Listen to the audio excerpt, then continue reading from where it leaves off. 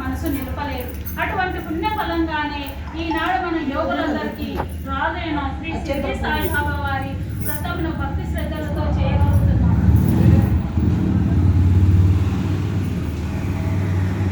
దీనిని మనకు గల ఒక గొప్ప అదృష్టంగా భావించవలెను. బాబా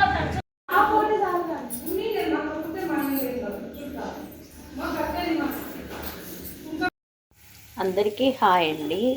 ఈరోజు మా వదిన అయితే సాయిబాబా పారాయణం చేస్తుంది. అందుకు నన్ను పప్పు వంకాయ కర్రీ చేయమనింది. నేను పొద్దున్నే మార్నింగ్ 6 క్లాస్కే పెట్టినాను. పప్పుకు బాగా ఉడికింది. పప్పు అయితే అయిపోయిందండి. పప్పుకు తిరువాత పెడుతున్నాను. తిరువాత అయితే వేసినాను, వేగుతుంది. పప్పు అయితే కేజీన్నర పప్పు చేసినానండి. బాగా ఉడికింది పప్పు. వంకాయ కర్రీ చేయాలి. వంకాయలు తెచ్చినాడు మా ఆయన మార్కెట్ నుంచి.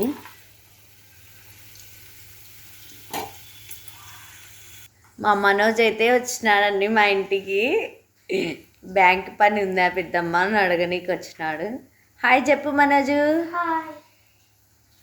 వంకాయలు ఉల్లగడ్డలు తెచ్చినాడండి మార్కెట్ని. ఇప్పుడు తరగాలి, ఇవన్నీ కర్రీ చేయాలి.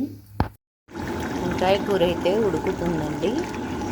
ఇవి వచ్చి 6 కేజీలు, 3 కేజీలు వంకాయలు, కేజీ ఉల్లగడ్డలు, కేజీ టమోటాలు, కేజీ ఉల్లిగడ్డలు అన్నీ వేసి ఉడకబెట్టి తర్వాతకేసి చేసినానండి. నేనే వీడియో తీసుకోవాలి కాబట్టి దీనికి లేరు, పిల్లలు స్కూల్కి పోయినారు. అందుకు నేనే చేస్తాను. మా వీడియో నచ్చితే లైక్ చేయండి, షేర్ చేయండి, కామెంట్ చేయండి, సబ్స్క్రైబ్ చేసుకోండి. బాయ్ అండి.